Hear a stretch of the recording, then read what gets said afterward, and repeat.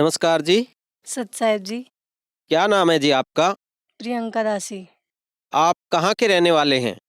गुड़गांव में खानसा गांव से।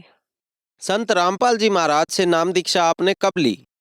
मैंने 2019 में 5 जनवरी को ली थी। संत रामपाल जी महाराज से नाम दीक्षा लेने से पहले क्या आप कोई भक्ति साधना भी करते थे? जी, मैं पहले शिवरात्रि, जन्माष्टमी और नवरात्रे ये सारे व्रत करती थी और माताओं के जागरण में जाती थी, जो जहाँ भी पता चलता था नहीं आस-पड़ोस में वहाँ भी चली जाती थी। जो देवी देवताओं की भक्ति साधना आप करते थे, उनसे आपको क्या-क्या लाभ हुए? जी, कुछ भी लाभ नहीं हुआ। आर्थिक तंगी बहुत थी घर पे, कुछ भी लाभ नहीं हुआ और मैं हर 6 महीने में मुझे टाइफाइड हो जाता था। सबका टाइफाइड 10 दिन 15 दिन में ठीक हो जाता है, मेरा 2-2 3-3 महीने में ठीक होता था। 1 महीने ठीक रहती थी मैं, फिर टाइफाइड हो जाता था। कुछ भी लाभ नहीं हुआ और जी आर्थिक तंगी रहती थी और घर में कलेश होता था क्योंकि मैं चली जाती थी छुपके से और फिर आती थी तो सब डाँटते थे कि कुछ लाभ भी नहीं होता और ये पागल हुई घूमती है मंदिरों में और जागरण में। आपने बताया कि आप मंदिरों में जाते थे, जागरणों में जाते थे। उस भक्ति से आपको कोई लाभ नहीं हो रहा था। घर में क्लेश रहता था, आर्थिक तंगी भी थी, आप खुद बीमार रहते थे। तो इन सब परिस्थितियों के बीच आपको संत रामपाल जी महाराज की जानकारी कहाँ से मिली? वैसे तो मेरे घर में पापा जी और मेरा छोटा भाई है ना संत रामपाल जी महाराज के शिष्य थे, लेकिन मैं उनकी मानती नहीं थी, सुनती नहीं थी क्योंकि मुझे जो डांस वगैरह और जागरण में जाना, नाचना ये सब बहुत पसंद था और मेरे ताऊ का लड़का है बड़ा, वो भी भगत है, मैं उसकी भी नहीं मानती थी। फिर मैंने एक बार गुरुजी को ना चैलेंज किया था क्योंकि कहीं न कहीं मेरे मन में था कि भगवान तो कुछ करेंगे नहीं, तो इनको ही वो किया। तो एक बार है ना हमारा ऑटो चोरी हो गया था सुबह 4 बजे के आस-पास, 3 से 4 बजे के बीच। तो मेरे पापा के पास पापा के जो दोस्त है भगत जी है वो भी, उनका कॉल आया कि भाई आज बड़ी जल्दी ऑटो पे चला गया। पापा कह रहे हैं मैं तो घर हूँ। जाके देखा ऑटो नहीं था वहाँ पे, मतलब हमारा ऑटो चोरी हो गया था। आस-पास में कैमरे लगे हुए थे, कैमरे में देखा तो कैमरे में भी नहीं आया। हमें 5-6 बजे पता चला, पापा आके बोले कि ऑटो चोरी हो गया। अब मैं उस टाइम पे मतलब हमारी आर्थिक स्थिति ना बहुत खराब थी। मैं ये सोच रही थी कि अगर मैं और मेरी मम्मी मिलके जोड़ेंगे, एक ऑटो निकलवाएँगे तो भी कम से कम हमें 1 साल लगेगा। 1 साल में हम पैसे जोड़ेंगे तो फिर हम खाएँगे क्या? तो इतना कह के मैं ना बर्तन धोने चली गई। तो पापा और भाई बोले चलो एक राउंड और लगा के आते हैं। और संत रामपाल जी महाराज का जो हमारे घर में मंदिर है ना, उस मंदिर के सामने मैं बोली कि अगर आप सच में भगवान हो तो आज हमारा ऑटो मिल जाना चाहिए, क्योंकि मेरे मन में ये था कि अब तो मिलेगा ही नहीं, जब कैमरे में नहीं आया, किसी ने देखा ही नहीं है तो अब क्या मिलेगा। अगर आप सच में भगवान हो तो आज ऑटो मिल जाना चाहिए, नहीं मैं तो जिंदगी भर विश्वास करूंगी नहीं।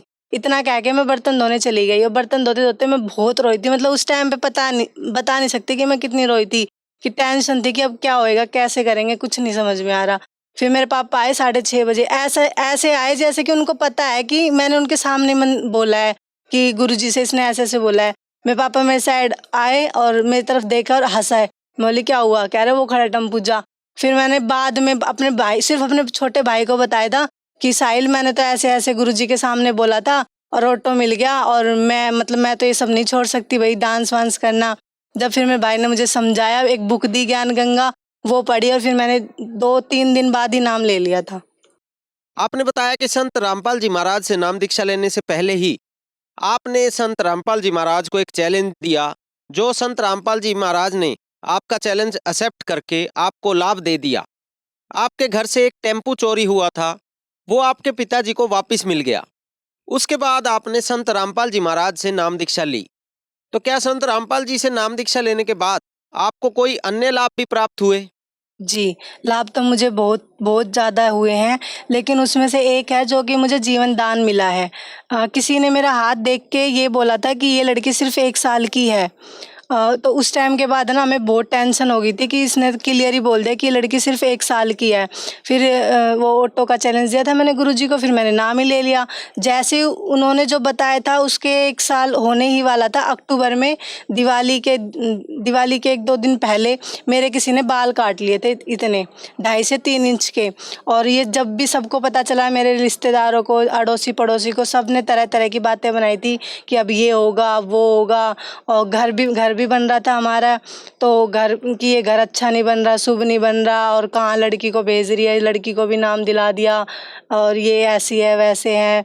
और अब मुझे 2 साल हो गए हैं। उस जो जो हाथ देखते हैं ना ज्योतिषी बाबा वगैरह, उन्होंने 1 साल का बोला था, तो मैं आज 2 साल हो चुके हैं मुझे, मतलब मुझे मरे हुए 1 साल होना चाहिए था, लेकिन मैं जिंदा हूँ। संत रामपाल जी महाराज की ही कृपा से हूँ।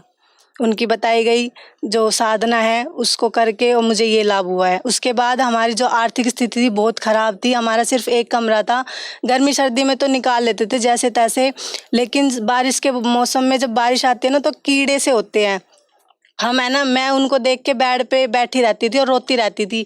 एक छोटा सा किचन ऊपर था, अगर मैंने खाना बना लिया, बारिश आ गई, जब तक वो बारिश रुकती नहीं थी ना, जब तक मैं नीचे लेके नहीं आ सकती थी।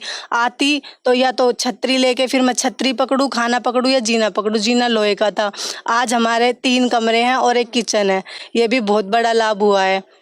मुझे हर 6 महीने में टाइफाइड होता था, हर 6 महीने में। और 2021 से 2023 तक मैंने ब्लड टेस्ट 3 बार करवा लिया है। आज मैं रिपोर्ट लाना भूल गई। मुझे आज तक ना टाइफाइड हुआ है ना फीवर हुआ है। आपने बताया कि संत रामपाल जी महाराज से नाम दीक्षा लेने के बाद आपको शारीरिक आर्थिक लाभ हुए और आपको जीवन दान भी संत रामपाल जी महाराज ने दिया। तो आज लाखों करोड़ों लोग आपको सुन रहे हैं, आप उनको क्या संदेश देना चाहेंगे? मैं उनसे संदेश तो क्या दूंगी, प्रार्थना ही करती हूँ हाथ जोड़ के कि आप किसी की बातों में मत आओ। आप संत रामपाल जी महाराज का सत्संग सुनो। हमारे संत रामपाल जी महाराज जो गुरु है वो शास्त्रों के अनुसार साधना बताते हैं और उनकी भक्ति से बहुत लाभ होते हैं, अनेकों अनेक। आप सभी से हाथ जोड़ के प्रार्थना है कि आप संत रामपाल जी महाराज जी का ज्ञान सुने, उनसे नाम दीक्षा ले और अपना कल्याण कराएं। धन्यवाद जी। सत साहेब जी।